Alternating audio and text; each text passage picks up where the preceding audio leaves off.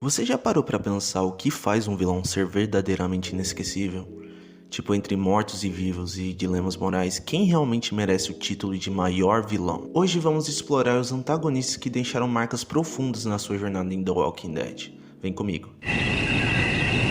I'm gonna beat the holy hell out of one of you. Get your guns. We go in. Kill them all.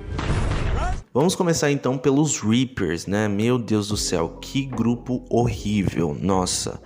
Eu lembro de assistir os episódios num tédio quando esse grupo aparecia. E ainda bem que foi uma trama rápida, que acabou logo.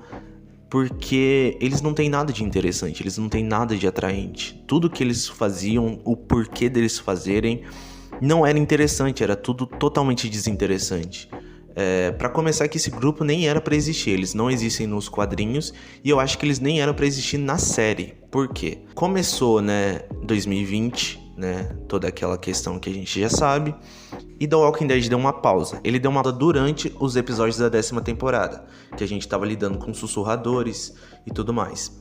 Daí, quando tava melhorando a situação, 2020 e tudo mais, foi anunciado que The Walking Dead teria episódios extras, da 10ª temporada, que foi uma péssima ideia, horrível. Só tem um episódio que salva, que é o do Negan, e os Reapers são apresentados logo nos episódios extras, basicamente nos episódios fillers do The Walking Dead. Sim, The Walking Dead tem episódio filler, e esses episódios extras foram a clara demonstração de episódio filler, e eles aparecem lá. Então a história deles já começa meio confusa, você não entende muito bem o que eles querem, parece que eles só querem matar por matar, o que é uma motivação que a gente já viu, sabe?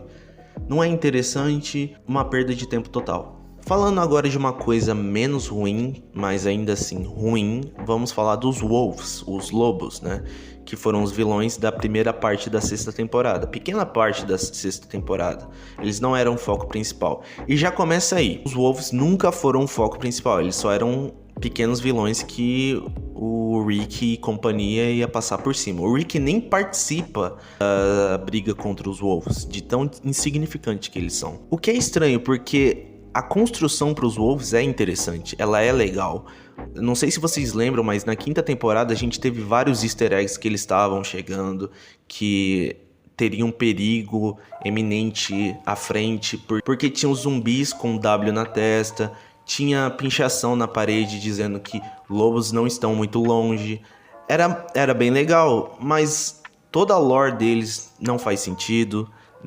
Eles matam porque quer, falam que estão libertando as pessoas, tudo bem, é um bando de pirado, mas como é que você reúne tanto pirado assim, sabe? E é isso, os lobos não fizeram nada demais. O que é irônico é que o episódio que eles aparecem é muito bom, mas não é por causa deles, é por causa da Carol. Tipo, eles cortam a perna do Bob e come na frente dele, e a lore deles é muito interessante, porque você tem toda a questão de que antes era um santuário onde eles viviam, então eles tentavam trazer pessoas pra dentro, para que fizesse parte do grupo deles, até que chegou um grupo muito mau e fez coisas horrendas com eles, então eles tiveram que mudar, para mostrar que eles já foram boas pessoas, em algum momento da vida eles foram boas pessoas. Mas a tragédia do mundo, a tragédia de que são as pessoas horríveis que existem, fizeram eles se tornarem tão mal quanto aqueles que os fizeram mal. Não sei se deu pra entender. Agora, partindo pra um grupo que é muito interessante na série, horrível nos quadrinhos, mas acontece que chegou na série numa parte errada, os sussurradores. O que acontece? Os sussurradores, eles têm uma dinâmica interessante, eles têm um tema interessante, que é o mundo está morto, nós andamos com os mortos e usamos as máscaras de zumbis e somos muito doidos, mas eles são assustadores, e eles são assustadores assim no sentido, não que dá medo, mas no sentido que o que eles fazem é horrendo, é descabível. A famosa cena das estacas é um belo exemplo disso. Considero uma das cenas mais icônicas do quadrinho, e eu acho que foi muito bem transposta para a série. Então eu acho que os sussurradores, eles fizeram um belo impacto no começo. Tudo bem que caiu um pouco no conceito depois, porque A 10ª temporada não é muito boa, mas pra mim, Sussurradores ainda assim é um grande grupo de vilões. Agora vamos falar dos top 3 vilões, né? Essa foi mais difícil de fazer e vamos começar pelo Shane, né? O Shane que, pra mim, ele no começo obviamente não era vilão, mas as ações dele e o caminho que ele percorreu levou ele a virar um vilão, e um grande vilão, porque ele carrega nas costas a 2ª temporada. Eu sei que tem gente que gosta da 2ª temporada, mas pra mim é uma temporada um pouco maçante. Tem um bom roteiro ali, tem coisas interessantes, como o próprio episódio que o Rick e o Shane quebra o pau. É muito interessante aquele episódio, é muito da hora aquele episódio, não é muito interessante, é muito da hora. E toda a problemática que o Shane causa é muito bem construída, toda a questão do celeiro, dos zumbis, porque de certa forma ele estava certo, só que ele estava agindo de maneira errada. Esse era o problema do Shane. E o penúltimo, né, não poderia ser menos, o Governador. O Governador, ele tem uma história complicada no The Walking Dead, porque eu não gosto dele nos quadrinhos, porque ele é um personagem totalmente diferente, porque eu vi ele primeiramente na série para depois ir ler os quadrinhos. Então, pra mim, o da série é infinitamente melhor, ele tem uma lore mais interessante, ele tem os conceitos que são apresentados na série com o Governador são muito mais abrangentes e interessantes do que o dos quadrinhos. Toda a questão de que possivelmente ele tinha uma filha e depois da morte dela ele acabou enlouquecendo. Eu falo possivelmente ele tinha uma filha porque eu sei que tem um livro de The Walking Dead que eu nunca li, que fala sobre a história do Governador. E diz que, na verdade, a Penny, na verdade, era filha do irmão dele. Só que ele enlouqueceu tanto que ele achou que era filha dele. Eu não sei se eu tô errado, eu posso estar errado.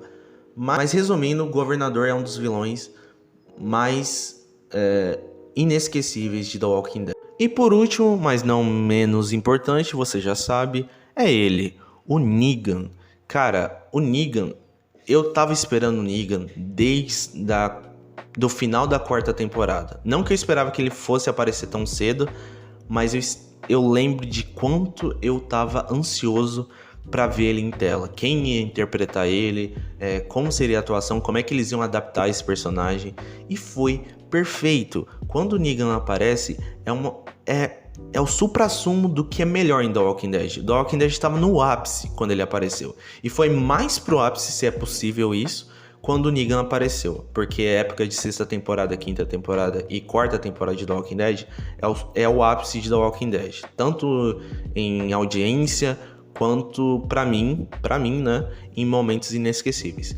E o momento que o Negan aparece e o que ele faz é uma das melhores coisas que eu já vi na televisão.